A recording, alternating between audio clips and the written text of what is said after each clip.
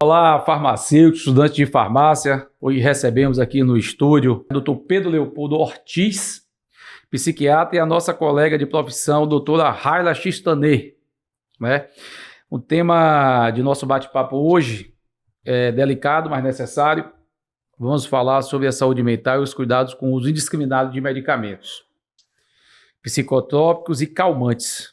Um tema pertinente ao mês que estamos e que hoje, no dia 10 de setembro, é o Dia Mundial da Prevenção ao Suicídio. Mas antes de adentrarmos ao tema, eu vou apresentar nossos convidados, começando aqui pela doutora Raila Chastinet. Não é isso, doutora Raila? Exatamente, Chastinet. Não, tá aprendi. Não é Chastinet, não, é Chastinet. Isso. Que é farmacêutica, especialista em farmacologia clínica, em auditoria em serviço de saúde e mestre em saúde coletiva, com 17 anos de experiência na assistência em saúde mental. Raila atua em Centro de Atenção Psicossocial CAPS AD por várias cidades da Bahia.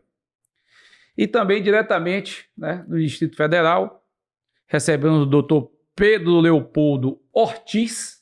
Dr. Pedro Leopoldo Ortiz, né, psiquiatra, diretor da clínica Mente Saudável em Brasília. Dr. Pedro atua na área desde 1999 e também já atuou em CAPS e CAPS AD, além de vários hospitais psiquiátricos no centro-oeste do país.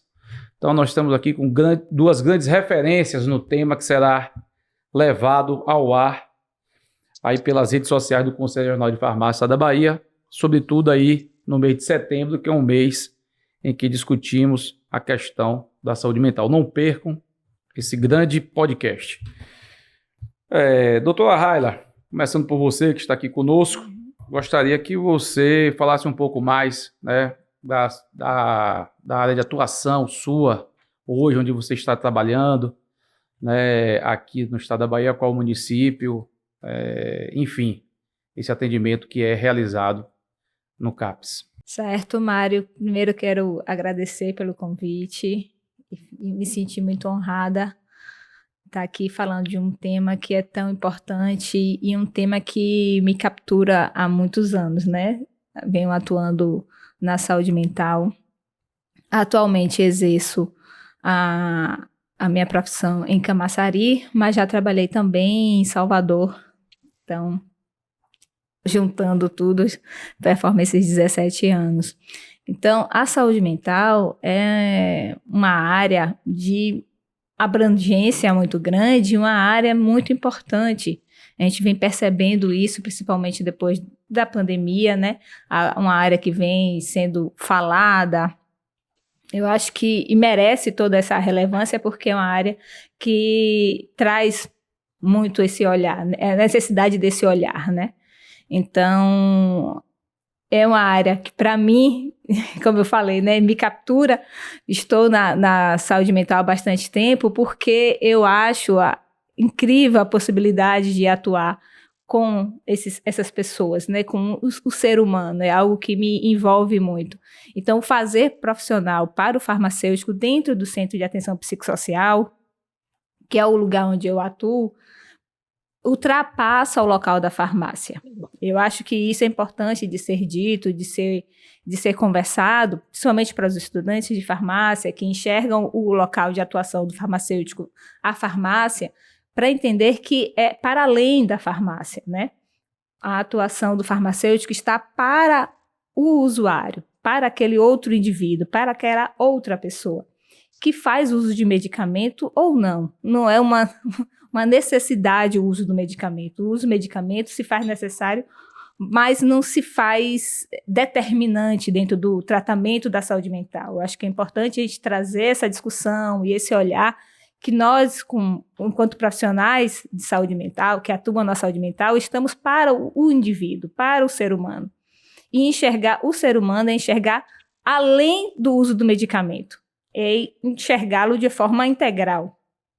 Então, eu acho que é importante a gente trazer isso e começar a discussão olhando esse indivíduo que pode fazer uso de medicamento também, ou não. Acho que isso é importante. Atualmente eu exerço a profissão no município de Camaçari, sou farmacêutica no município de Camaçari, no CAPS de atenção, no CAPS de álcool e outras drogas. Então, estou atuando lá há aproximadamente 11 anos. Que bom. Então tem uma grande experiência, né? Mais de uma década Sim, sim. atendendo e acolhendo os pacientes, né? Isso. Doutor Pedro, pegando o gancho aí da nossa colega, a doutora Raila, né? Primeiramente eu queria saber do senhor por que optou, né, pela essa especialidade médica, a psiquiatria. Né? A gente observa aqui uma carência muito grande dessa especialidade no Brasil, né? Aqui na Bahia também não é diferente. Às vezes a gente tem até a banalização da prescrição da classe desses medicamentos pela ausência desse profissional qualificado, né? O psiquiatra, alguns estudos e dados trazem, né, outras especialidades médicas prescrevendo uma quantidade significativa desses medicamentos, às vezes por não escutar, não acolher, né? E eu gostaria de ouvir do senhor o que levou, né, a escolher a psiquiatria como uma especialidade médica, né? E também um pouco da sua experiência, né, e do seu trabalho aí em Brasília, na capital brasileira. Que pergunta desafiadora essa aí. Eu não estava preparado não, mas essa aí é a que eu mais gosto de responder. E ela muda ao longo da minha maturidade, ao longo do meu aprendizado, né? Inicialmente a escolha foi porque eu gostava de gente. Eu sempre achei que a medicina eu nasci para a medicina, mas eu achei que o ser humano ele está muito além do protocolo, né? Em especial do protocolo medicamentoso. E a psiquiatria me ensina isso. Tanto é que o meu paciente, eu tento trabalhar exatamente o não medicar. De onde veio o seu sofrimento, por tudo que você passou, para chegar até aqui. E aí, nesse aspecto, onde que eu preciso medicar, onde que eu posso não medicar, ou ainda, onde que eu devo não medicar. Porque tem dores, e isso só a maturidade vai ensinando para a gente, tem dores que nós temos que encará-las, resolvê-las, e não anestesiá-las. Então, o meu encantamento com a psiquiatria é esse, né? Igual a doutora Raila falou agora, o tratamento do ser humano vai muito além de medicação. E aí nós vivemos uma sociedade cada vez mais empobrecida, em que as pessoas querem uma solução mágica para um problema que não é mágico. Um problema que muitas vezes nós construímos, um problema que é um problema relacional, um problema de percepção de vida, né? A maneira como eu estou enxergando a vida, como eu enxergo as coisas. E a hora que eu consigo, como psiquiatra, ajudar a pessoa a enxergar diferente, né? E além da medicação, ou ainda tirar a medicação, eu sou realmente muito, muito encantado. Doutor Pedro, o senhor falou uma coisa bastante interessante, que às vezes a gente observa essa discussão. A perda de um ente querido, de um familiar, a perda ou um fim de um relacionamento. As pessoas recorrem ao medicamento para tratar essa dor. Como médico, como psiquiatra, qual é a avaliação que o senhor faz com relação a isso? É necessário a pessoa viver essa perda, né? Viver essa questão. Então a gente observa as pessoas hoje muito recorrendo, né, ao medicamento para superar uma dor que se faz necessário ser vivida. Exato. E muitas vezes essa pessoa chega no meu consultório com uma dor, né? E eu vou falar uma dor clara, por exemplo, um luto. E eu falo, eu tenho um negócio para você aqui, ombro, chora, berra, grita, sofre, fica louco. É importante, porque nós não temos mais o direito de chorar um luto, né? Então, a gente traz essas questões para as pessoas, né? Chore o seu luto, né? Sinta as suas dores, elabore, amadureça e cresça. Obviamente que a medicação pode ter um papel adjuvante, mas não vai ter um papel fundamental. A medicação não vai fazer papel fundamental, ela vai ter um papel adjuvante. E aí, eu acho que é a grande arte, né? A gente deixar claro para a pessoa de que ela não precisa daquele remédio. Ela precisa de maturidade, terapia, né? Autocuidado, bons hábitos para atravessar aquelas dores, aqueles processos. E aí, já pegando esse gancho, a proposta do tratamento psiquiátrico, né? E eu acho que a Raila concorda comigo, é assim, é transformar a pessoa. E não adianta, ninguém se transforma só com remédio. Se você não instituir atividade física, se não instituir uma rotina de sono, né? Lembrar que somos seres humanos e instituir uma alimentação boa, decente, gente, nós não vamos a lugar nenhum. Nós vamos continuar uma sociedade doente. Com certeza, doutor. Raila, e pegando também essa fala do doutor Pedro, no ambulatório, né, como eu tinha levantado, a maioria dessas solicitações dos medicamentos do psicotrópico, do ansiolítico, você observa que são solicitações pelo um psiquiatra, ou tem outras especialidades, né, que fazem esse tipo de prescrição. A maioria dos pacientes sabia a necessidade realmente dessa prescrição?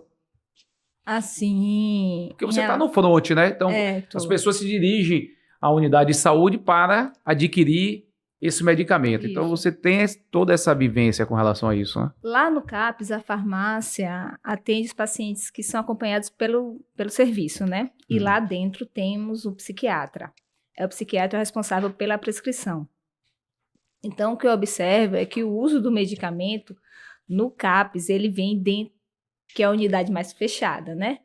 Vem dentro de um tratamento em conjunto com outros profissionais. Não é simplesmente o psiquiatra e a farmácia. Existem outros profissionais, uma equipe multiprofissional que pensam o tratamento desse usuário. Então, o uso de medicamento dentro do CAPS acontece de forma orquestrada com outros profissionais. Não é algo pensado unicamente pelo psiquiatra. Então, é pensado dentro da equipe. Não que o psiquiatra não tenha e faz uso, né? Quando ele percebe a necessidade, ele faz o apontamento do uso do medicamento e faz uso desse medicamento do usuário. Mas o que a gente observa enquanto equipe é que existem outros profissionais. Então, quando o psiquiatra prescreve medicamento e percebe que existe uma persistência no sintoma, é sinalizado isso. Então, tem uma equipe que acompanha esse profissional, esse usuário, né? Uma equipe profissional que acompanha esse usuário. Então, como ter essa unidade dessa forma, como funciona o CAPS, a gente consegue intervir no uso do medicamento. Já em outras unidades, nos ambulatórios de saúde mental, que não tem uma equipe funcionando de forma tão coesa como nos CAPS, a gente consegue perceber. Os profissionais, os colegas que trabalham em unidades tipo ambulatório, relatam isso, né? Que existe uma maior quantidade de receita para ansiolíticos, para antidepressivos, existe essa procura, justamente porque, como a maioria das pessoas não encontra com facilidade o psiquiatra ou um atendimento em CAPS, acaba buscando outro caminho para acessar esse medicamento, né? Acaba recorrendo para uma dica do vizinho ou qualquer outra pessoa que possa falar sobre o uso do medicamento que deu certo para aquela pessoa, pode dar certo para mim também, e a gente acaba ouvindo esse tipo de relato. Infelizmente, né? Então, o Brasil, infelizmente, consegue perceber que o uso de ansiolítico é algo que acontece de forma massiva, né? Então, muito pela essa questão de tratar o sintoma, como o doutor Pedro trouxe, né? A pessoa não tem direito de atravessar o luto, é impossível atravessar uma situação de luto sem ter contato com a dor, sem ter contato com algo que é muito pungente, né? Que é difícil passar por algo como um luto. Então, não existe atravessar um momento desse se não tiver uma percepção clara de que vai ser difícil e que pode acontecer o uso pontual de medicamento, mas é algo pensado por um profissional. Então, se houver necessidade, um uso pontual, mas vai atravessar com dificuldade, porque é inerente ao processo do luto a dificuldade. Não é algo fácil de se viver, nem algo fácil de se experimentar. Entendeu? Então, nesse sentido, eu percebo, dentro da realidade do CAPES, algo mais fácil de manejar por ter profissionais trabalhando de forma conjunta e coesa.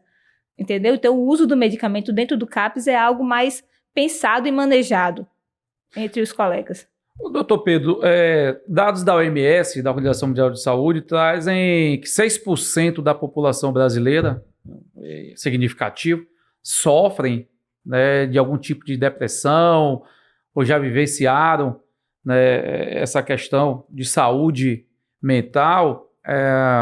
Durante a pandemia se exacerbou mais ainda, né? No consultório, no dia a dia, né? O que é que o senhor relata, o que é que o senhor pode trazer para a gente algum aspecto significativo nesse número, que é um número preocupante, né? Então, 6% da população brasileira, quase 12 milhões de brasileiros, né, sofrerem questão voltada à saúde mental. O que é que o senhor atribui, né, essa questão? Claro que a gente está vivendo uma sociedade muito acelerada nesse momento, como o senhor bem colocou, a velocidade de informação, as redes sociais são algo também que termina impactando na questão da saúde mental das pessoas. Mas, no dia a dia, o que é que o senhor acha que favorece esse número expressivo de brasileiros acometidos com relação à questão da saúde mental? Mário, eu sou categórico e eu ouso falar que tem uma resposta razoavelmente simples como resposta, mas como prática, né, é muito complicado. Educação. Educação passando pela capacidade de ser um ser humano crítico, né? Uma pessoa que tem a habilidade de leitura, de conhecer. Quando a gente fala, por exemplo, de conhecer as obras clássicas, né? De entender uma coisa mais filosófica, é exatamente para aprendermos a pensar e a questionar. E a maioria de nós não tem mais a capacidade de ter crítica. Então, nós somos extremamente vulneráveis ao que a massa, ao que o global coloca para nós como devemos ter.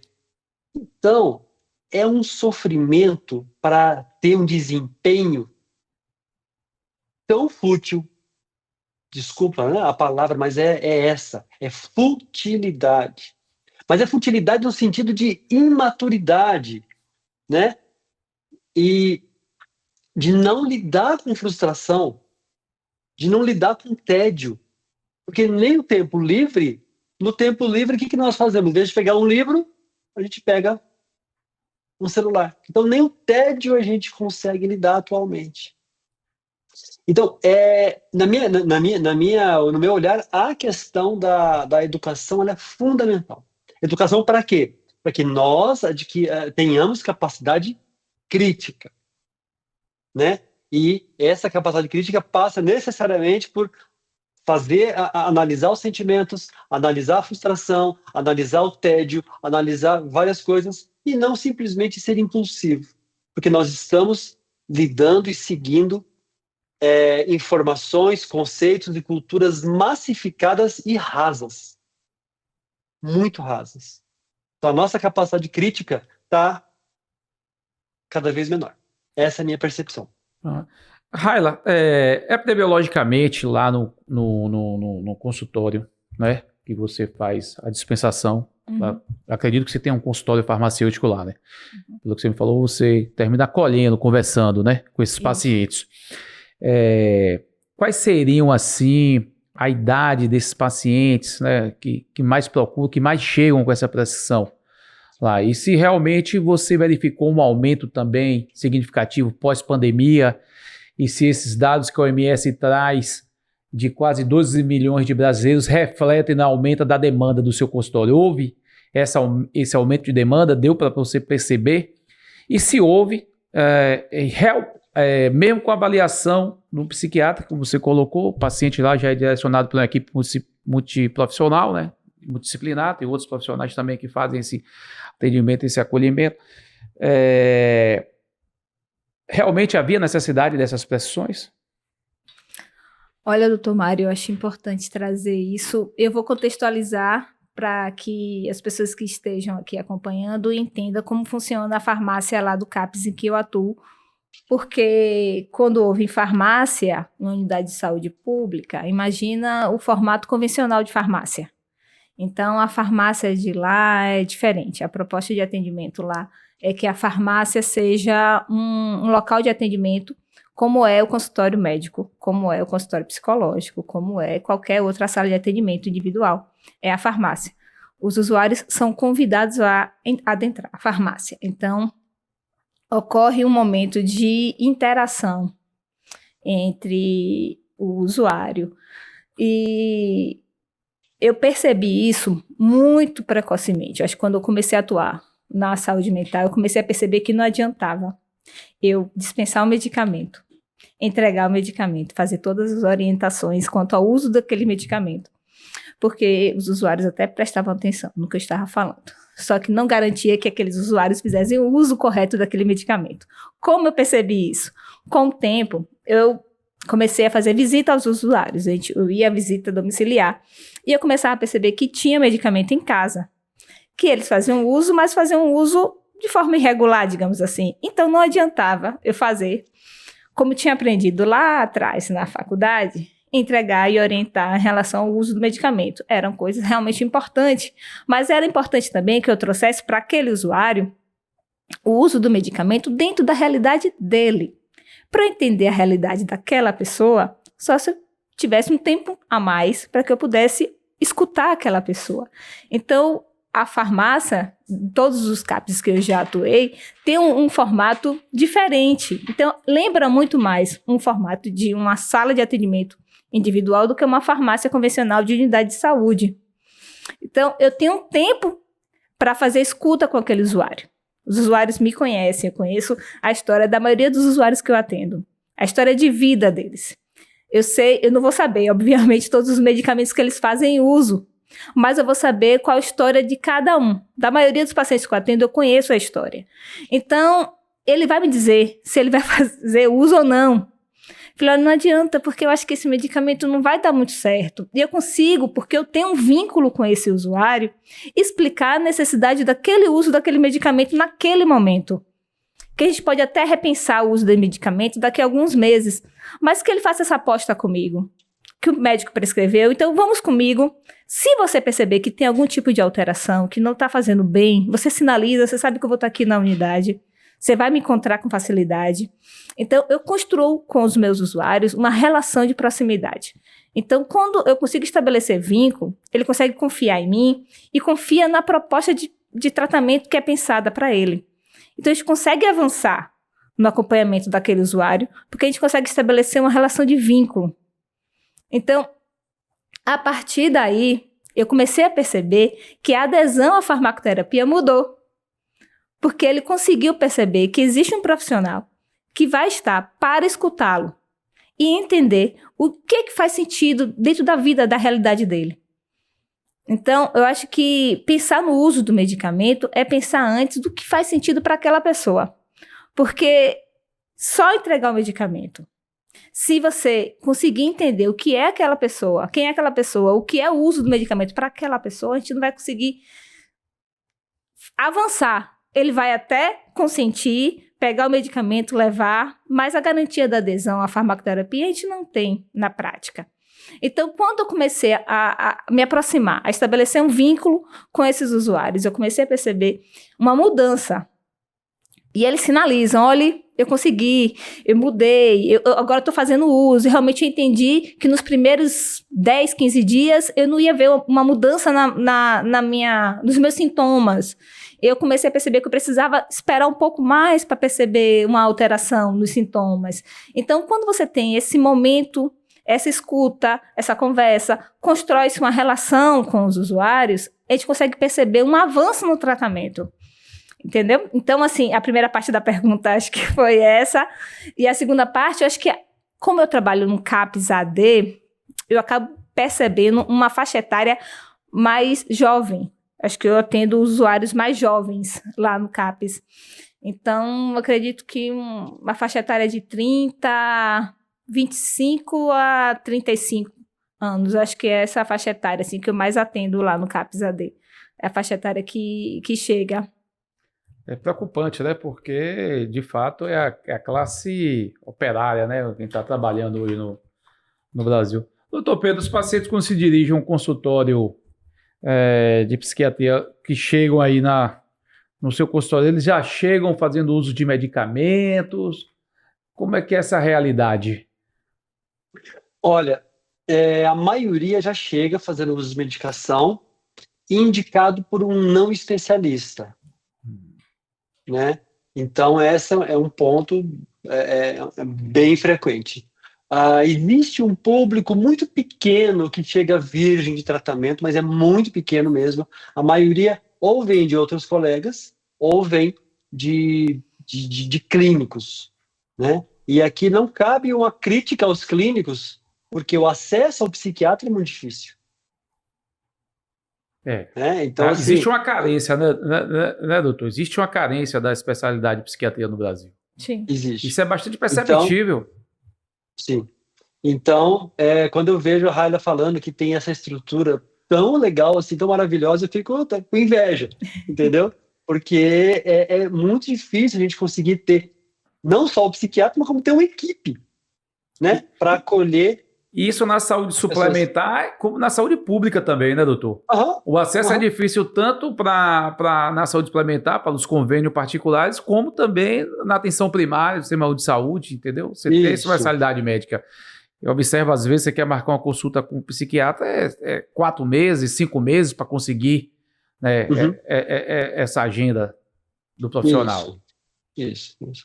Então é bem complexo isso, né? A situação em que nós estamos hoje, porque realmente é bem difícil nós termos uma facilidade de acompanhamento ou mesmo de acesso.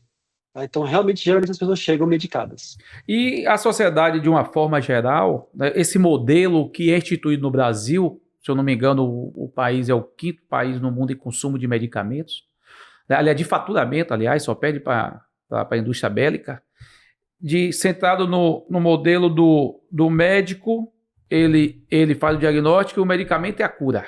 Né? Então, esse é um modelo que ele termina favorecendo muito essa questão, porque essas respostas não vêm, sobretudo na questão da saúde mental, porque a gente tem observado aí um aumento significativo desses pacientes. Então, esse podcast aqui, nesse momento também, acho que é importante desenvolver a sociedade de uma forma geral, ao Conselho Federal também de Medicina, na estimulação de uma formação acadêmica voltada para a questão da saúde mental. Claro que, como o doutor Pedro colocou, isso aí vai muito da pessoa, né? É uma especialidade que você tem que gostar de gente. Aliás, qualquer profissão na área da saúde, eu entendo que você precisa primeiramente gostar de gente, né? Não dá para você fazer farmácia se você não gostar de gente, medicina se você não gostar de gente.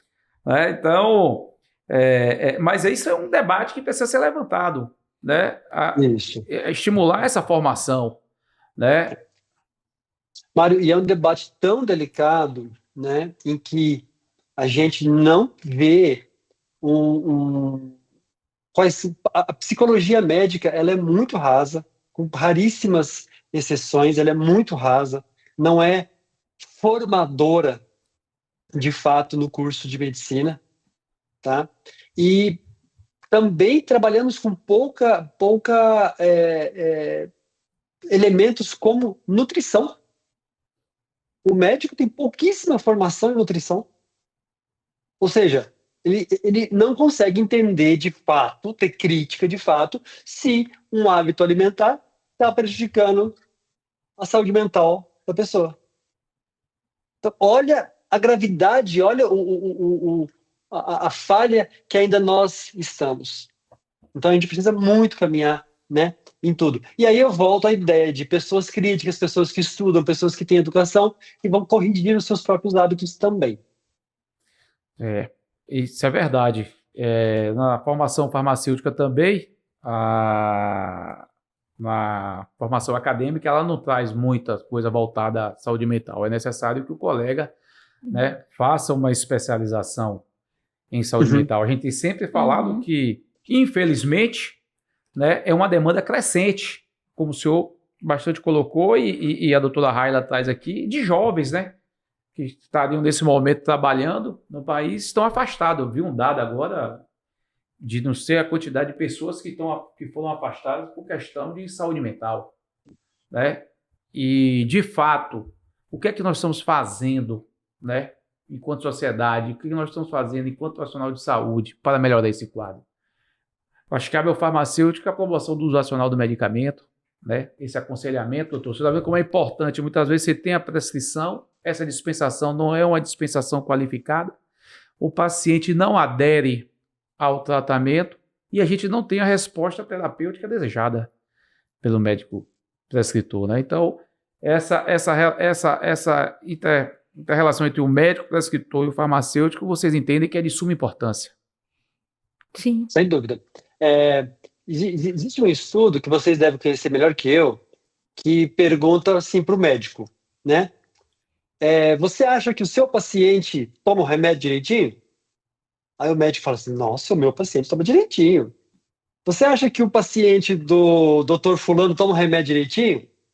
Não, o doutor fulano não toma tão bem assim não toma tão certinho assim não, né? Então assim, o meu toma 90%, o da doutora Aira toma 60%, do doutor Mário eu acho que ele toma 40%. Aí, aquele sisteminha de medir quando o paciente abre o frasco, né, revela que é muito, muito mais baixa a adesão. A adesão é baixíssima, de modo geral. E quando o paciente me fala, poxa vida, doutor, eu não tenho paciência para tomar um remédio 2 vezes por dia, eu falo, eu também não. Ninguém merece nos dias de hoje tomar um remédio 2 vezes por dia. Né? Não vai lembrar. Então, e aí eu acho que a importância, né, de achar da dispensação, achar estratégias nesse contato, né? Seja de ver a quantidade consumida, seja de ver a maneira como as queixas da pessoa com relação ao consumo, e aí para tentar pensar numa eficácia maior desse tratamento, né? Sim. Doutor Pedro, você falou algo no início, tá tomando direitinho? Na farmácia eu brinco assim, eu falei, olha, me diz aí como é que tá usando o medicamento. Porque quando a gente pergunta assim, ele, não, tá tudo direitinho, tá tudo certo. Eu falei, pronto, me explica como é que é o uso do seu medicamento. Como é que você toma? Me explica, fala pra mim como é de manhã, como é à tarde, como é à noite. Constrói pra mim aí como é a sua rotina. Fala o que é que você faz quando você acorda. Fala pra mim como é. E aí, nesse processo, eu vou conhecendo não só o uso do medicamento dele, mas vou entendendo um pouquinho da rotina dessa pessoa, né? Como é que é, se ele vai ter uma boa adesão se o medicamento for em outros horários do que no horário que está prescrito, e aí eu consigo conversar, eu consigo manejar esse horário de tomada de medicamento, adequar mais a realidade daquela pessoa em relação à dinâmica, à rotina dele, e aí eu consigo ter porque eu tenho esse tempo, né, para fazer essa escuta, e aí eu consigo manejar com ele. Então, a adesão à farmacoterapia é algo que desafia, acho que todos os profissionais, né, que estão fazendo assistência ao usuário. Então, a gente orienta o uso, os médicos prescrevem o medicamento, mas você precisa um tempo maior com essa pessoa para entender se realmente ela está fazendo uso ou não. E depois ela vem e conta, ela te conta se ela está de fato usando, né? No começo ela pode até vacilar e falar, não, tô, mas no segundo, no terceiro atendimento, ela vai falar de forma clara que está fazendo adesão ou que não está fazendo adesão, ou então que só consegue de forma parcial, porque acho que diante da rotina fica melhor se tomar só uma vez, porque durante o dia não tem como, é difícil, e a gente consegue manejar, consegue adequar, e aí consegue garantir uma adesão a partir desse retorno, né? Quando a gente consegue fazer um ajuste diante da realidade daquele usuário. E aí, tem desculpa, Mário, Não. só para pegar esse gancho. Tem uma questão muito interessante que eu falo que é o vínculo. Isso. Né? Então, na hora que eu explico para o paciente que ele pode contar comigo para xingar o remédio, xinga, doutor, esse remédio foi uma porcaria, foi horrível. Você não está me xingando, não, porque eles associam o remédio ruim, né, o remédio tem um efeito ruim para ele, a me ofender. E eu falo, cara, a pessoa precisa entender que o que eu prescrevo, obviamente, é nas melhores intenções, para que tenha os melhores efeitos colaterais, mas às vezes vai dar muito ruim. Sim. E se der muito ruim, conta comigo para trocar. Exatamente. Né? Você não está me ofendendo. E aí entra mais uma vez aquela coisa do superpoder do médico, que eu não posso, como se o médico fosse um deus, eu não posso desagradar o doutor que está me prescrevendo. Eu tenho que aguentar o efeito colateral, eu tenho que passar mal. Só que ninguém aguenta, óbvio, e nem é para aguentar. Exatamente. Né? E aí, doutor, a PICS, né, a Prática Integrativa Complementar em Saúde, que hoje o Ministério da Saúde tem investido bastante, e tem vários profissionais de saúde também, ele vem um pouco na questão de você trazer um tratamento alternativo que não seja um medicamento, né? Eu sou bastante crítico nesse modelo que é empregado no Brasil. Não estou falando mal da classe médica, deixar bem claro que o médico é o Deus e o medicamento é a cura, né? E as outras profissões tentam sobreviver. A enfermagem, a nutrição, e isso é embutido na sociedade de uma forma geral. E na nossa avaliação aqui, né, com o dia a dia, no convívio, eu observo que esse modelo ele não está dando as respostas satisfatórias que a sociedade esperava. Claro, óbvio, né, que em determinadas crises de ansiedade ou de depressão, o medicamento ele se faz necessário, né? Mas eu acredito que na sua grande maioria, talvez uma roda de conversa, né, uma outra prática poderia, naquele momento, trazer ali um conforto àquela crise de ansiedade daquele paciente. Eu gostaria de ouvir a opinião, né, do senhor e da minha colega aqui. Ladies first. Sim, em relação às PICs, eu acho que eu volto novamente a olhar de forma individual. Se para aquela pessoa, né, fizer sentido o uso das PICs, eu acho que é um recurso muito bacana de ser utilizado, sim.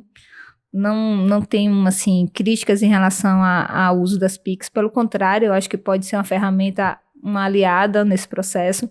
No CAPS, a gente utiliza um instrumento chamado de PTS, que é o Projeto Terapêutico Singular. Cada pessoa. Interessante. Cada pessoa é única. Então, como esse ser único, o seu tratamento também vai ser pensado de forma única. Então, todas as pessoas vão fazer uma adesão à PICs? Não. Lógico que não. Como nem todas as pessoas vão fazer adesão à farmacoterapia. Mas, então, olhando essa pessoa, esse ser individual, se ele tiver uma abertura para as PICs, eu acho fenomenal. Inclusive, no CAPS, em que eu atuo, tem a prática de auriculoterapia e de acupuntura.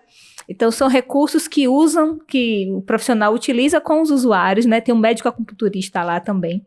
Então, a gente utiliza a auriculoterapia e a acupuntura como recurso para o tratamento dentro do CAPS-AD, lá em Camaçari. Então, mas são todos os usuários que fazem uso? Novamente, não. O PTS é único, né? O Projeto Terapêutico Singular é único. Então, se para aquele usuário fizer sentido, se ele vem atravessando uma crise de ansiedade, algo que está difícil o manejo, eu acho que a gente pensa assim, e ele faz a consulta com um médico acupunturista e começa a fazer uso de acupuntura, ele começa a fazer uso de auriculoterapia como um recurso, e a gente tem observado resultados bastante positivos nesse processo. Então, eu acho que a PICs entram aí como recurso a mais dentro do tratamento na saúde mental. E é interessante porque tira o foco, assim, do uso do medicamento. Novamente, né? Pensar o uso do medicamento é um aliado, inclusive, muito importante no processo de cuidado, de tratamento, mas não tem que ser o primeiro recurso. Muitas vezes pode entrar de forma, como o doutor Pedro trouxe, né? De forma mais...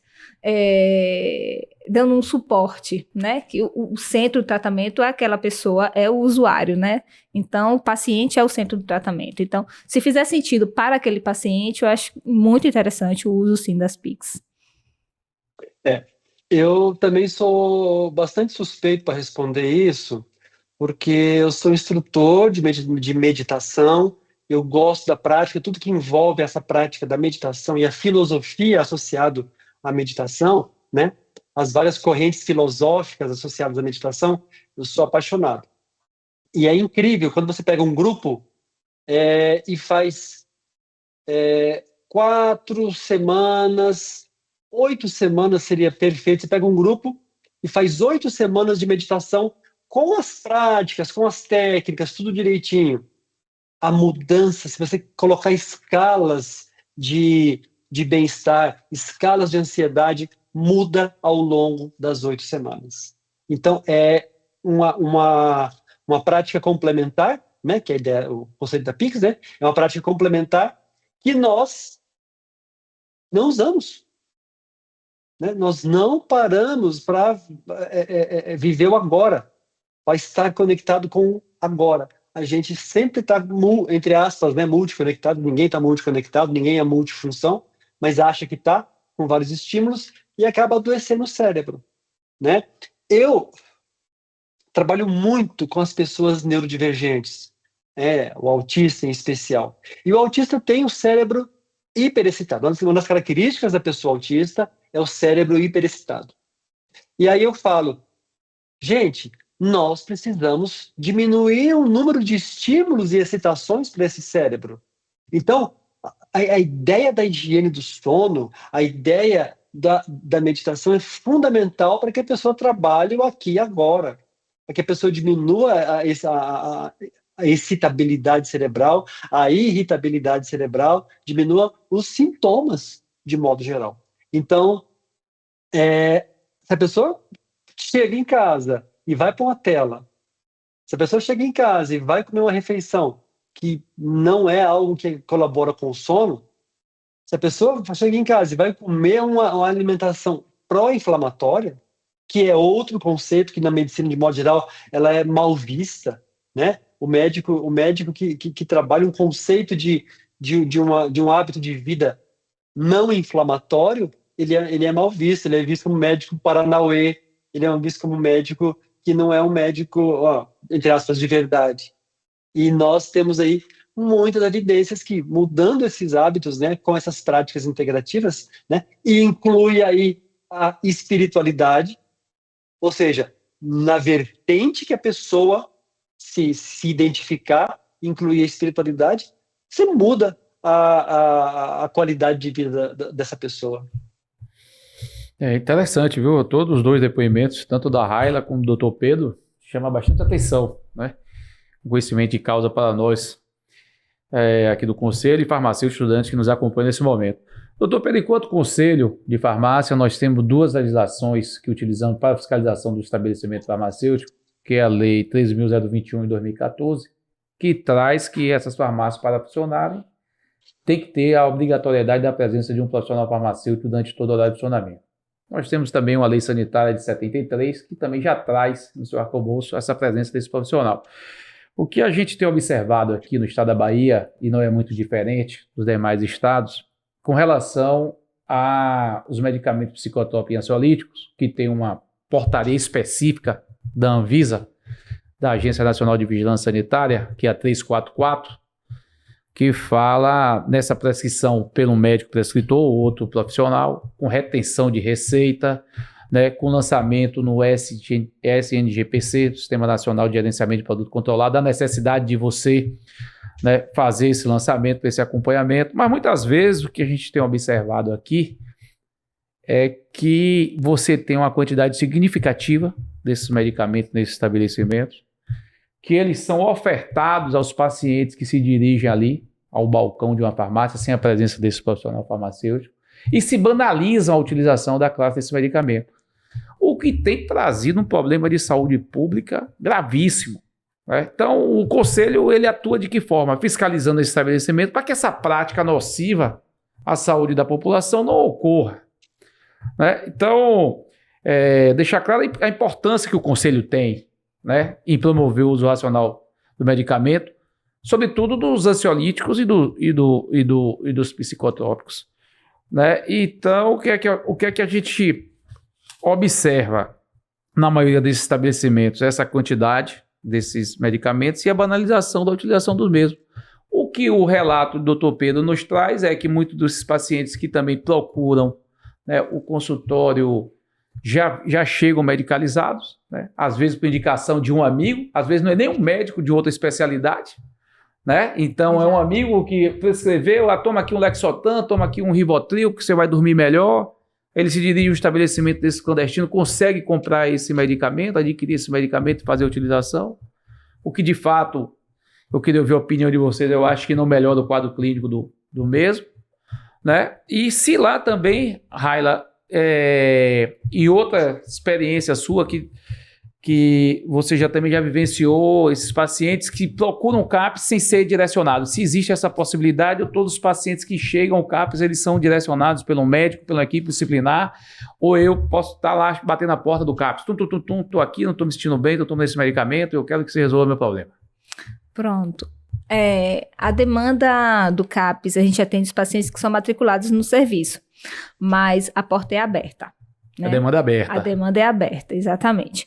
Então, os usuários chegam ao serviço, se apresenta uma queixa, né, de um sofrimento psíquico, né, intenso, grave, persistente, ele é acolhido. E nesse acolhimento é escutado esse paciente, se ele tiver o perfil realmente de atendimento, de acompanhamento no CAPS, ele é matriculado. O CAPS em que eu atuo é o CAPS de álcool e outras drogas. Então, além desse quadro de intenso sofrimento psíquico, ele também tem alguma questão com abuso de substâncias psicoativas para fazer a matrícula no CAPS em que eu atuo. Mas na rede existe os CAPS 2, que atendem as pessoas que não têm um quadro de abuso de substância psicoativa. Nesses quadros de um intenso sofrimento psíquico, né, que a pessoa apresenta, ele é matriculado no serviço. Se for um menor de 18 anos, é direcionado para o CAPS infantil.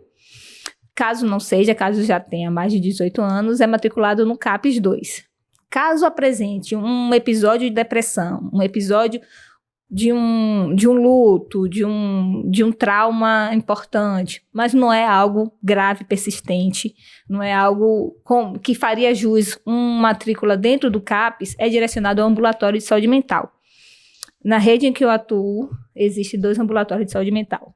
Um funciona na sede do município de Camaçari e outro na orla do município de Camaçari. Esse paciente é encaminhado. Nesse acolhimento do CAPS, ele é encaminhado para algum dos ambulatórios, caso esse paciente não tenha um perfil para iniciar o tratamento dentro do CAPS, certo? Então, quando a pessoa chega um quadro que eu observo lá, né? Chega um quadro de um adoecimento, de um sofrimento, que faz jus de uma matrícula no serviço, né? Que ele possui perfil para matrícula no CAPS, muitas vezes eu observo, doutor Mário, que ele apresenta também o uso de medicamento, né? Tem o uso do medicamento e muitas vezes não chega a ser um profissional médico que não seja especialista, né? Como o doutor Pedro disse. Às vezes é o vizinho, é alguém, um colega de trabalho que tem uma cartelinha que tomou, que funcionou. Tenta aí, vai que dá certo, né? Funcionou comigo, pode ser que funcione com você. Então, às vezes, a gente começa a perceber que existe paciente que já chega de alguma forma medicado, seja por um profissional médico não especialista ou, infelizmente, uma indicação de alguém que não é nem da área de saúde, né? Que faz uma indicação de um uso que, infelizmente, muitas vezes o que a gente observa é que não traz nenhum tipo de benefício. Muito pelo contrário, às vezes mascara um sintoma, às vezes dificulta o processo de investigação para entender o que é que está acontecendo, porque a população como um todo, às vezes, é uma vontade de sanar o problema, né? Tá com insônia, então vou dar um remédio que ajuda a dormir, mas não entende o que é que está causando aquela insônia, né? O que é que está acontecendo com aquela pessoa. Então, para você fazer um atendimento, uma pessoa que tem algum tipo de sofrimento psíquico, é preciso entender quem é aquela pessoa e reconhecer o que está acontecendo com aquela pessoa. Para, a partir daí, entender, né, fazer uma anamnese para conseguir entender qual medicamento. O ideal é fazer um acompanhamento realmente ou num CAPS ou num ambulatório de saúde mental. Isso pensando na realidade SUS, né? Estou trazendo aqui uma realidade SUS. São os dispositivos, né, da RAPS, da Rede de Atenção Psicossocial, que a gente disponibiliza. Então, ou o CAPS ou um ambulatório de saúde mental. São as duas possibilidades para fazer o acompanhamento dessa pessoa que apresenta algum sofrimento psíquico. Interessante, doutor. Muito. Interessante. Doutor Pedro, deixa eu chamar a atenção da sociedade. Eu acho que, como o senhor colocou no início do nosso bate-papo, às vezes a sociedade está doentia, né? Perder se faz necessário, né? As pessoas precisam aprender com a derrota, né? Criar resiliência, criar uma rusticidade, e isso a gente aprende com as derrotas, né? Para que a gente possa ir melhorando nosso processo e, por conseguinte, lutar por vitórias. Também não é certo que vamos conseguir vencer todas as batalhas. E eu observo muito hoje, né, que a população brasileira, de uma forma geral, e eu queria ouvir a opinião do senhor, não sei, porque o que é que a gente poderia fazer para melhorar. O senhor já trouxe a questão da educação, da importância da educação nesse processo da saúde mental, essa avaliação da massa crítica, das coisas que estão sendo colocadas, né, para que a gente possa consumir. A velocidade se consome muito nas redes sociais, e filtrar de fato o que é relevante, o que não é relevante, o que é correto, o que não é correto. Mas me preocupa bastante, enquanto profissional farmacêutico, enquanto representante de uma categoria aqui no estado da Bahia, né, essa questão da dificuldade das pessoas enfrentarem a derrota. Então, a maioria dos relatos que eu observo, a recorrer a um tratamento, né, de um medicamento psicotrópico, de um ansiolítico, está muito envolvido com as derrotas. Como o senhor falou um pouco aí sobre filosofia, sobre a questão, o que é que o senhor entende nesse processo da criação do ser humano, na vivência do dia a dia, dos processos de vida com relação às derrotas? Mário, eu não sei se eu consegui me expressar bem o que eu estou querendo discutir nesse momento, entendeu? Eu acho que eu consegui entender. Vamos lá. Eu tenho visto algo talvez mais preocupante ainda, que é exatamente a questão do suicídio, né? As pessoas têm uma frustração e, a partir daí, elas desenvolvem uma ideação suicida, né? Elas não têm a dificuldade em lidar com a frustração, está tão grande que ela prefere matar aquela situação. E o cérebro eu sempre explico que o cérebro ele é muito burro, ele é muito concreto. Peraí, então vou matar a situação, então vou matar essa existência. E a pessoa evolui com a ideação ou com um ato, a tentativa de autoextermínio. Então, é realmente muito grave, né, essa falta de maturidade, de resiliência diante das questões que nós estamos enfrentando. E aí volta a importância da pessoa estar num processo terapêutico para entender os propósitos, né? Incluindo entender, e se for crítico, né, que não tem propósito algum, mas é importante que isso se faça de forma crítica e não de forma reativa. E tem observado muito, doutor, o senhor tocou na questão da ideação suicida, do suicídio, né, propriamente dito, cada vez mais próximo da gente, de pessoas que a gente conhece, ou conhecia, e cometeu suicídio. Né? Então é uma coisa que nos deixa bastante preocupados. A gente precisa alertar a sociedade, né, para abrir esse debate. E aí eu gostaria também de ouvir de vocês dois, qual a opinião. Eu sei que é um tema bastante, eu diria, de certa forma, cuidadoso no que nós vamos falar. Delicadíssimo, né? Mas a avaliação que eu tenho nesse primeiro momento, quando chega o mês de setembro, a sociedade, de uma forma geral, ela começa a abrir esse debate, aí chegou tudo, novembro, dezembro, a gente já esquece do que ocorreu em setembro. Talvez não esteja na hora de a gente reavaliar toda essa política, né, que é colocada na questão do problema de saúde mental do país, da população brasileira. Eu entendo que as coisas não estão funcionando. Uhum. não estão funcionando. Nós estamos perdendo muitos colegas farmacêuticos nesse momento e não farmacêuticos, né, cometendo esse ato, né, que é o suicídio. Você tem uma ideia, né? No mundo ocorre um suicídio a cada 40 segundos. Mas não sabia. Você Ou sabia, Raia? seja, Não. desde que O nós número estamos não. começando, desde que nós começamos aqui, a gente já teve vários casos. Então, é algo muito grave, a gente vive uma epidemia, né? Nós temos aí algumas medicações que são comprovadamente suficientes, aliás, bem indicadas para ideação suicida, na tentativa do suicídio, né? E os nossos colegas ainda têm pouca formação em ser incisivo em usar essas medicações. Então é incrível o quanto nós ainda demoramos para usar. Ainda começa. Existe inclusive um tema que é abordado na psiquiatria que fala o seguinte: e se depressão fosse câncer? Você ia começar com o mais fraquinho? Não, a gente começa, né? A gente está tentando mudar esse paradigma de começar com medicações mais potentes, porque aí nós estamos de fato numa emergência. Nós estamos de fato numa urgência. Depois a gente vai trabalhar a psicoeducação. Depois a gente vai trabalhar os hábitos, vai trabalhar a terapia, mas agora estamos na urgência e tem medicação para isso e nós usamos pouquíssimo, né? Pra vocês terem uma ideia, gente, a esquizofrenia, né, que é o grande câncer na psiquiatria também, né? A esquizofrenia, porque é uma declaração de toda a vida que vai mudar a vida da pessoa. A esquizofrenia, ela é menos de 1% na sociedade em geral. Você sabe quantos por cento de esquizofrênicos tem na cadeia? 3 a 6%.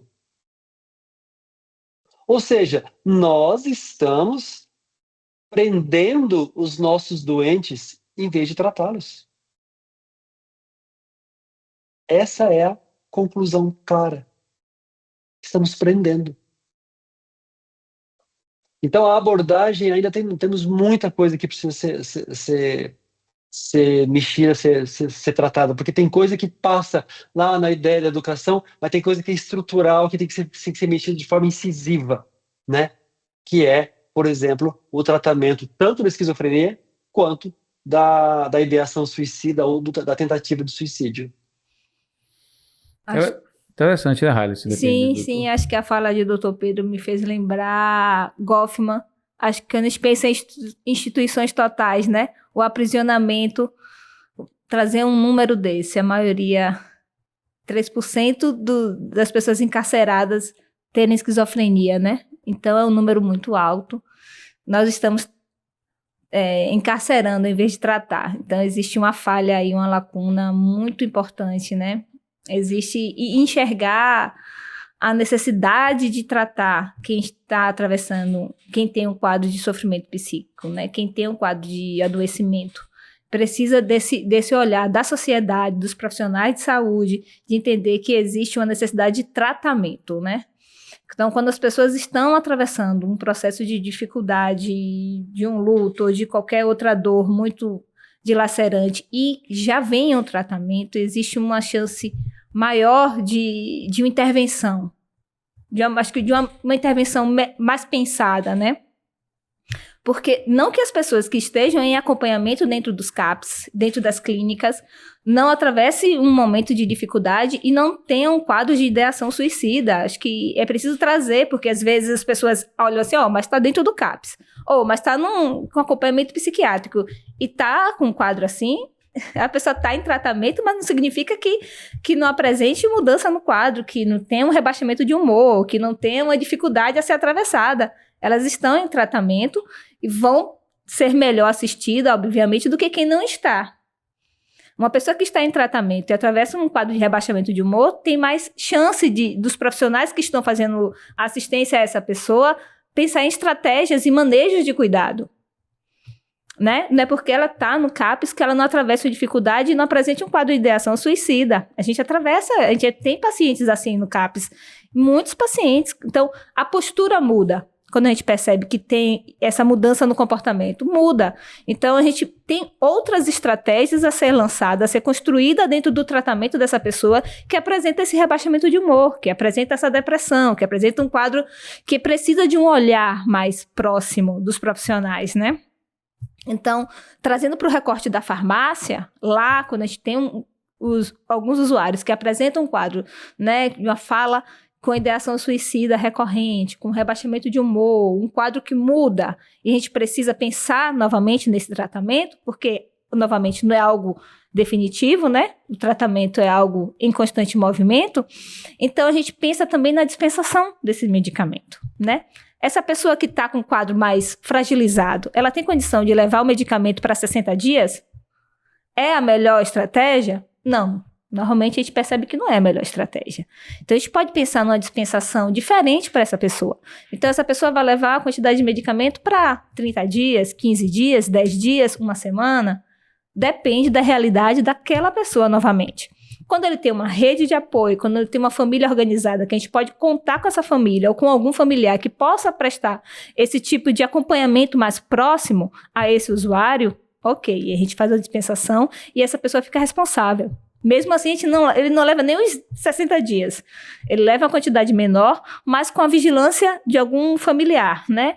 Se não tiver, porque às vezes acontece também, que os laços familiares chegam já esgaçados e fragilizados, a gente pode contar às vezes com o apoio de um vizinho, de um amigo, de alguém que é muito próximo desse usuário e que pode estar ajudando os profissionais do CAPS a fazer essa ponte com o uso do medicamento, para que esse usuário não fique sozinho com um volume muito grande de medicamento.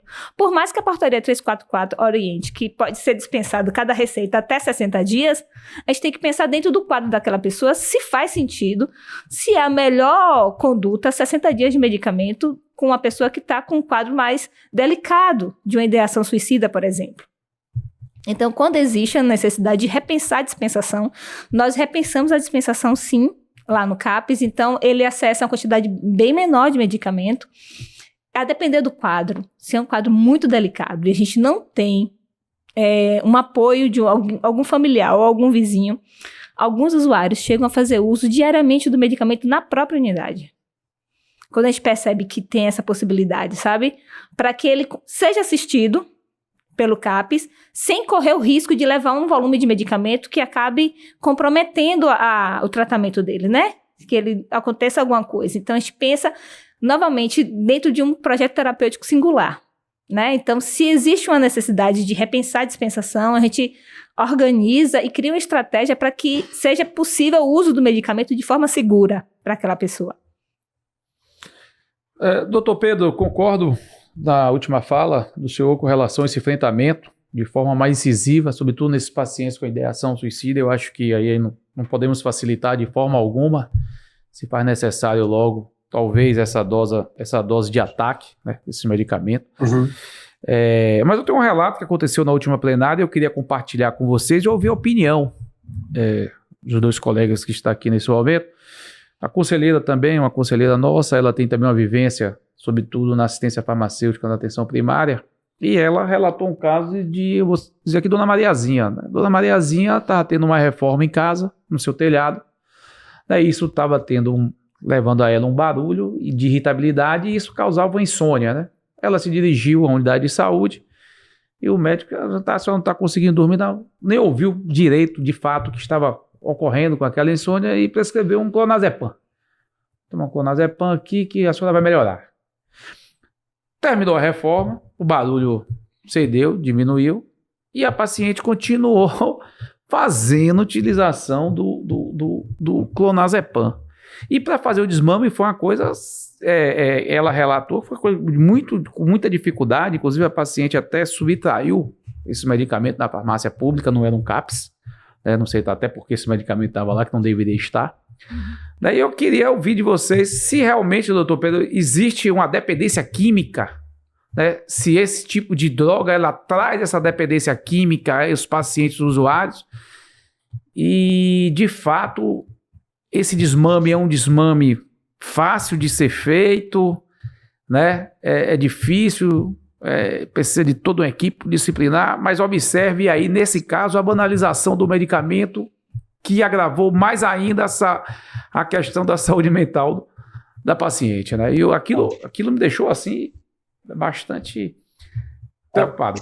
Aqui em Brasília, eu imagino que também aí deva ter, volta e meia relato de paciente que compra sem receita, né? Então deixa a gente de mão muito amarrada, porque o benzodiazepínico, ele tem a mesma ação do álcool, nos mesmos lugares, nos mesmos receptores lá do álcool. Então, eu tive um paciente semana passada que eu falei para ele, né, olha, o seu uso está abusivo, você não pode usar, expliquei direitinho. E ele falou, tá bom, vou parar. E ele parou de uma vez. Ele fez uma crise de abstinência horrorosa. Né? Ele falou assim, cara, até bicho eu vi.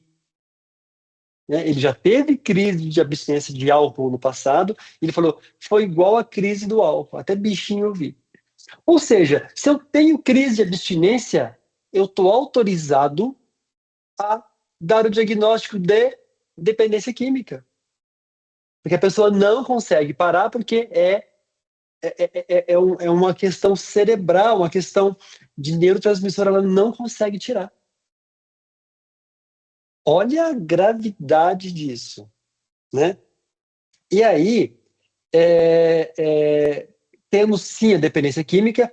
Entendo a dependência química, o que acontece? A nossa área inibitória do cérebro aqui, nosso córtex mais na frente aqui, né? O córtex frontal, ele deixa de fazer o que é certo e ele vai correr atrás da droga. Igualzinho quem é dependente de cocaína.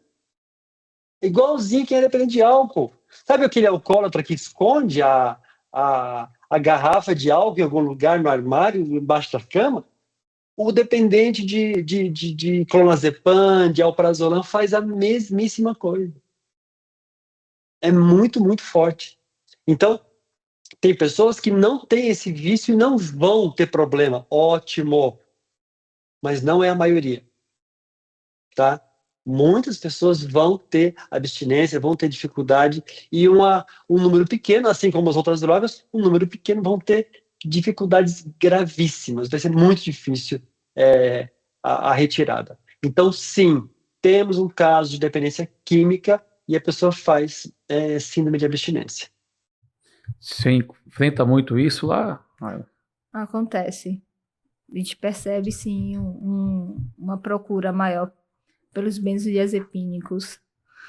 Como lá na farmácia tem a dispensação, assim, eu fico muito à frente disso, tem uma diferença, né, das farmácias, quando eles fazem um acesso ao uso do medicamento sem o profissional farmacêutico do lado. É uma outra realidade. Então, quando eu começo a perceber que tem uma procura, determinado usuário está procurando, né, tem aumentado o uso do benzodiazepínico, eu consigo sinalizar, eu consigo segurar. E aí conversar com ele e fazer a dispensação fracionada. Ele não acessa o medicamento de vez. E aí eu consigo dispensar de forma fracionada para ele. Ele consegue pegar para 15 dias e consigo também conversar. Por quê? Como o perfil do usuário que eu atendo é um usuário que faz abuso de substância psicoativa, eu começo a conversar com ele e encaminhar para o acompanhamento com o psicólogo, né? Para que a gente consiga fazer essa casadinha aí de entender como é que ele está fazendo esse manejo do uso do ansiolítico, se ele vem com um quadro de uso de outra substância psicoativa, cocaína, crack, álcool, depende, né, do que levou cada usuário para o CAPS-AD. Então, a gente consegue ter um olhar mais próximo, mas, de uma forma geral, eu consigo lhe apontar que, sim, tem um movimento de uma procura considerável pelos benzodiazepínicos para tentar, nesse movimento, né, de aplacar o sintoma, em vez de entender o acontecimento do sintoma, como você trouxe, o caso que você trouxe, né? Uma escuta qualificada, um atendimento mais assim, mais criterioso, conseguiria perceber que essa pessoa estava com dificuldade de dormir por causa de um evento pontual, né? E tentar entender o que poderia ser feito para minimizar isso, sem que seja como recurso o uso de um benzodiazepínico, né? Fortíssimo como é o clonazepam. Então, acho que faltou esse escuta, esse acolhimento, né? Exatamente. Então, faltou essa anamnese, disso. né, doutor? Isso. Porque é muito mais fácil a gente prescrever. Tô com insônia. Toma um Rivotril. É muito mais fácil. E é isso que nós estamos trazendo para a discussão aqui, né? Ninguém aqui é contrário, o doutor Pedro reafirmou, da importância da utilização dos medicamentos no enfrentamento à questão da ideação suicida, mas muitas das vezes, né, uma piques, uma roda de conversa, né? Isso. Não é isso, Raila? Doutor Pedro, o que tem observado, eu tenho lido alguma coisa também nesse sentido, com relação às IAs, né? As inteligências artificiais. Hoje o conhecimento ele está muito fácil para todo mundo. Né? As pessoas têm acesso ao conhecimento, basta ter um pouco de noção de internet, de você pesquisar e buscar essas informações. Você acha que, isso é para os mais jovens, né? Você acha que o equilíbrio emocional vai ser o grande diferencial das gerações futuras? Ou essa questão, me parece que o acesso à informação já não é o diferencial como foi no passado, né? Eu acho que qual é a avaliação e como construir esse equilíbrio nas pessoas? A minha visão ela vai ser sempre, entre aspas, distorcida, né? Viciada, porque eu só trabalho com isso, eu só vejo isso, mas eu não esqueço de um colega de cursinho. Eu fazia cursinho e eu queria fazer engenharia civil. Eu fiz 2 anos e meio de engenharia civil. E ele queria fazer medicina. Ele sabia tudo. Todo o conteúdo ele dava aula. Chegava 15 dias, um mês para a prova, ele entrava em pânico, depressão, ele não conseguia passar na prova. E ele não conseguiu passar para a medicina. Mesmo tentando os 4, 5 anos, sendo o melhor da sala, todo mundo sabendo que ele era o melhor da sala, ele não tinha esse preparo emocional.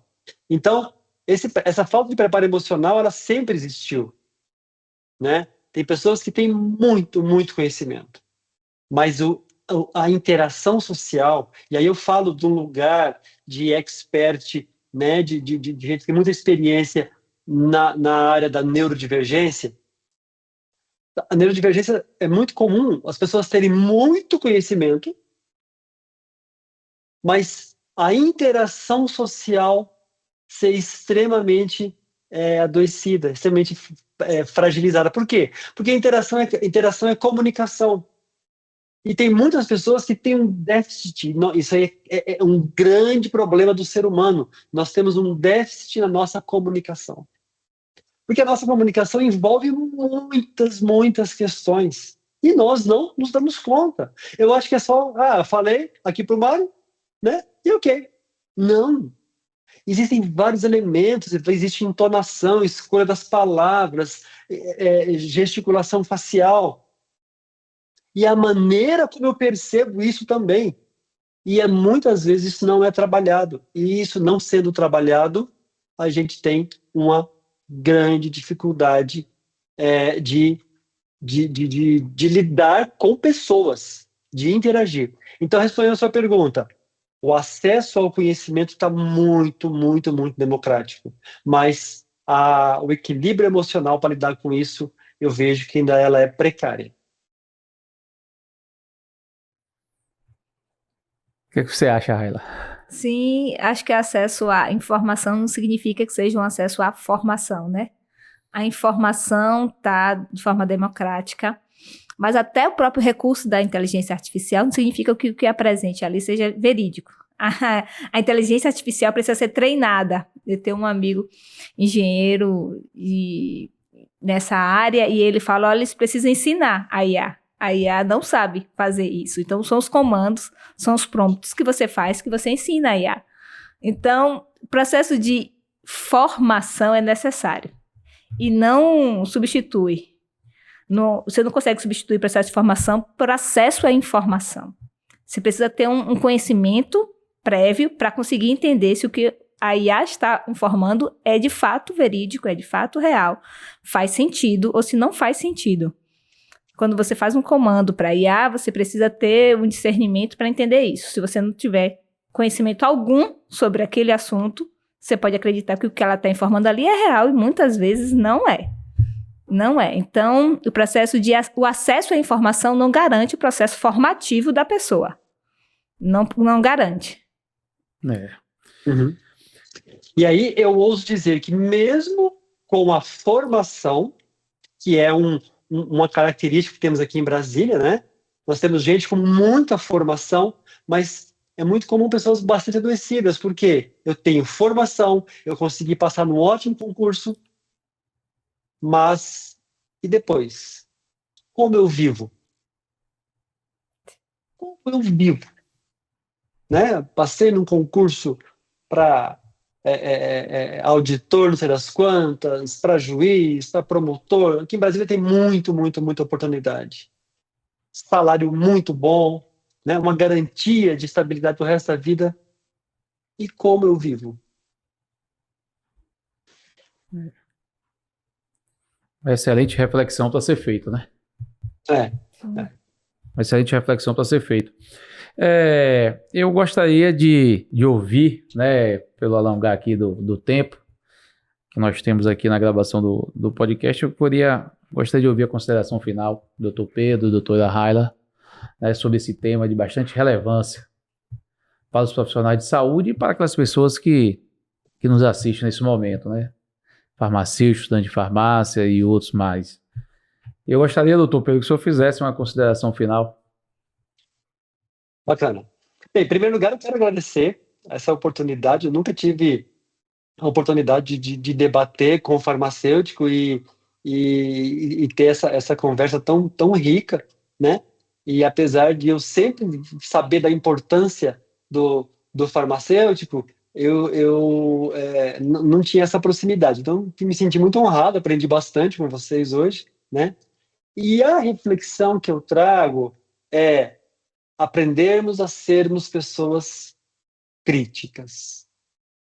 Não só crítica do outro, crítica de nós, dos nossos processos. E quando a gente fala crítico, é aprender a pensar, aprender a raciocinar, né? Com vários elementos. A gente tem que aprender a desmontar, né? Lembra na nossa infância que tinha aquele relógio da corda? Volta e meia a gente desmontava o relógio e os pais ficavam bravos com a gente e a gente nunca mais conseguia montar o relógio. A gente tem que aprender a desmontar as coisas, olhar todas as peças.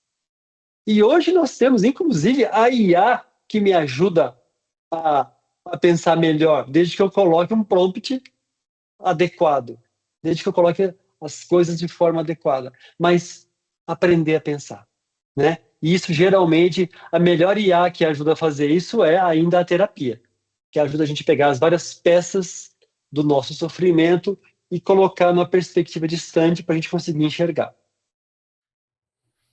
Interessante. Raila. Eu quero agradecer o convite. Achei assim muito interessante, aprendi muito a riqueza do debate, possibilidade de conversar um pouco sobre saúde mental com o Dr. Pedro, com o Dr. Mário. Eu acho que é importante a gente trazer esse assunto, porque é um assunto que permeia, eu acho que todo o ano, toda a existência. A gente coloca a luz um pouquinho agora, mas atravessa, acho que a sociedade como um todo. E enxergar que, acho que a gente desmontar, né, como o doutor Pedro trouxe, desmontar para que a gente consiga perceber que somos humanos, né? A gente tem que entender que somos humanos, por mais velozes que estejam as relações, as redes sociais, os acontecimentos, e que nos cobre uma performance, uma interação, mas entender que somos humanos e como humanos nós adoecemos, tratamos, acolhemos, cuidamos e somos cuidados, né? Então, entender que o adoecimento faz parte da existência humana, né? Então, enxergar isso de forma, acho que, mais clara, né? Acho que às vezes a correria do dia a dia nos leva a tentar atender todas as demandas e nos perdemos nesse processo, né? De entender que somos humanos, fiquei tão feliz quando ouvi o Dr. Pedro no início, falar assim, acho que eu fiz psiquiatria porque eu gosto de gente, né? Então, lembrarmos que somos gente, né? Que somos humanos e atravessar isso, a nossa existência de forma humana, e enxergar que temos outros humanos também ali do outro lado, né? Então, acho que agradecer o convite e trazer essa reflexão. Nós ficamos bastante agradecidos, toda a equipe do Conselho, né? Por vocês terem aceito o convite de estar nesse momento debatendo esse assunto, como eu já bem coloquei aqui, de bastante relevância, né, para a sociedade brasileira como um todo. Queria dizer a vocês que nos assistem aqui, eu estou vendo os olhinhos brilhando de vocês. E Raila eu estou vendo aqui, Dr. Pedro também ali pela imagem. Então, o que evidencia a felicidade dos mesmos, né? Tá trazendo esse debate aqui para vocês, com conhecimento de causa, com paixão no que faz, que eu acho que isso é muito importante. Eu sempre costumo dizer, pelo mais simples que seja a tarefa, faça com vontade de acertar, faça com paixão, envolva a paixão no processo, que as coisas vão acontecer. Elas vão acontecer naturalmente. Eu também já tive a oportunidade de lecionar em algumas faculdades aqui em Salvador, e eu tenho 2 filhos jovens, um de 18 anos, um de 14 anos, e me preocupa bastante essa questão, sobretudo essa juventude, né, no quesito da questão da perda, né? Então, é um tema relevante, a gente precisa trazer esse debate para a sociedade, e hoje aqui o Conselho cumpre esse papel, né, plantando a sementezinha para que outras instituições, outros órgãos governamentais e não governamentais possam abrir esse debate, porque são parcelas significativas. Nós falamos aqui algo em torno de 6% da população brasileira, 15 milhões de brasileiros, nesse momento, né, enfrentando essa questão de problema da saúde mental. O Dr. Pedro ainda trouxe um dado bastante relevante, a cada 40 segundos, né, uma pessoa comete o suicídio. Então, é importante sim o Conselho de Farmácia, o Conselho de Medicina, de Psicologia, de Nutrição, aliás, todas as profissões organizadas nesse país, levantam esse debate. E que ele se estenda não somente no Setembro Amarelo, mas no outubro, no novembro, no dezembro, no janeiro, enfim, como você colocou, Raila, nos 12 meses do ano. Então, eu gostaria imensamente de agradecer a vocês dois por ter aceito o convite, de poder passar um pouco do conhecimento de vocês àqueles que estão nos assistindo nesse momento e que a gente possa abrir esse debate a nível nacional. Muito obrigado. Obrigado, gente. Valeu. Boa tarde, tudo de bom. Obrigada. Obrigado, Dr. Pedro, viu? Um abraço.